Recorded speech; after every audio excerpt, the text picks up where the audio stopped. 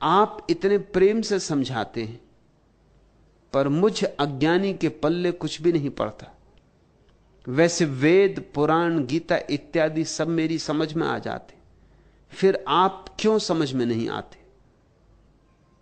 पहली तो बात, अज्ञानी तुम नहीं हो। वेद, पुराण, गीता इत्यादि सब तुम पढ़ चुके हो। तुम और अज्ञानी।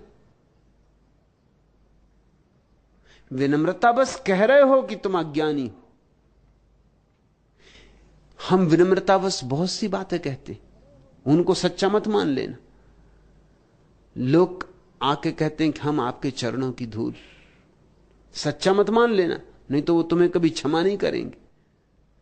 कोई तुमसे कहे कि मैं आपके चरणों की धूल, ऐसा मत कहना उससे कि बिल्कुल ठीक कह रहा है, मुझे पहले से मालूम कि आप चरणों की धूल हैं। आप बिल्कुल सत्य कह रहे हैं, सत्य वचन महाराज।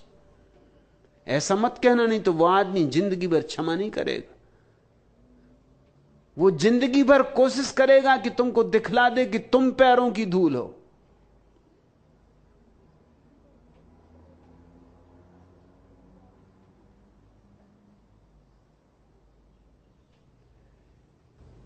लोग कहते हैं मैं तो कुछ भी नहीं हूं, आपके सामने मैं क्या, लेकिन उनका भाव कुछ और है।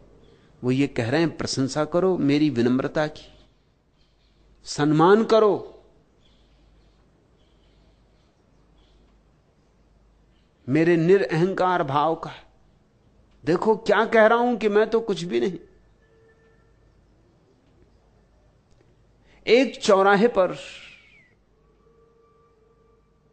3 ईसाई फकीर मिले। 3 अलग अलग ईसाई संप्रदायों के अनुयायी थे वे।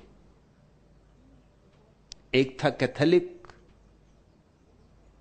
उसने कहा कि जहां तक ज्ञान का संबंध है,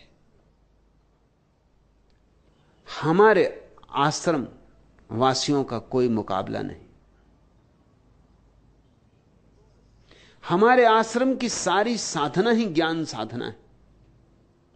जैसे शास्त्रज्ञ हमारे आश्रम ने पैदा किए और किसी आश्रम ने पैदा नहीं किए। इस बात को तो स्वीकार दुश्मनों को भी करना पड़ेगा। दूसरा था प्रोटेस्टेंट।